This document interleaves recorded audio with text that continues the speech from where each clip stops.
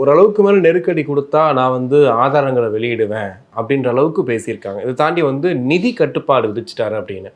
காசுக்காக வெயிட் பண்ற ஆள் தான் சங்கீதாவா? ஏன்னா வந்துட்டு அவங்களுக்கே அவ்வளவு சொத்துன்றாங்க, லண்டன்ல அவ்வளவு பெரிய சொத்து இருக்குன்றாங்க. ரொம்ப உண்மையை சொல்ல போனா அந்த பெட்டிஷன்ல இருக்கிற வார்த்தை உண்மை கிடையாது. ஏன்னா என் வீட்லயே ஒரு அட்வொகேட் இருக்காரு. அவர் சொன்ன தகவலை தான் நான் உங்கள்கிட்ட ஷேர் பண்ணுறேன். கேட்குறேன். பொதுவாக பார்த்தீங்கன்னா இந்த மாதிரி இப்போ இந்த போலீஸ் ஸ்டேஷன்ல எல்லாம் போய் நம்ம கம்ப்ளைண்ட் கொடுப்போம்.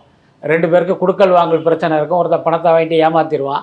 நீங்கள் போலீஸ் ஸ்டேஷனில் போய் இது மாதிரி பணத்தை கொடுத்துட்டு ஏமாத்திட்டான், வாங்கி கொடுங்க ஏட்டையா அப்படின்னு போய் நின்று அவங்க என்ன சொல்லுவாங்க, இதெல்லாம் எடுத்துக்க மாட்டோம்பா, இப்படியெல்லாம் எழுதும்பாங்க. நான் பணத்தை கேட்டேன், அவர் கத்தியை காட்டி மிரட்டினார், கொலை மிரட்டல் விடுத்தாரு, இவரால் என் உயிருக்கே ஆபத்து ஏற்பட்டு இருக்கிறதுலாம் மானே தேனேன்னு அள்ளி போட்டு அந்த கம்ப்ளைண்ட்டை ரெடி பண்ணால் தான் அவங்க அதை வந்து ஒரு எஃப்ஐஆராக கொண்டு வருவாங்க.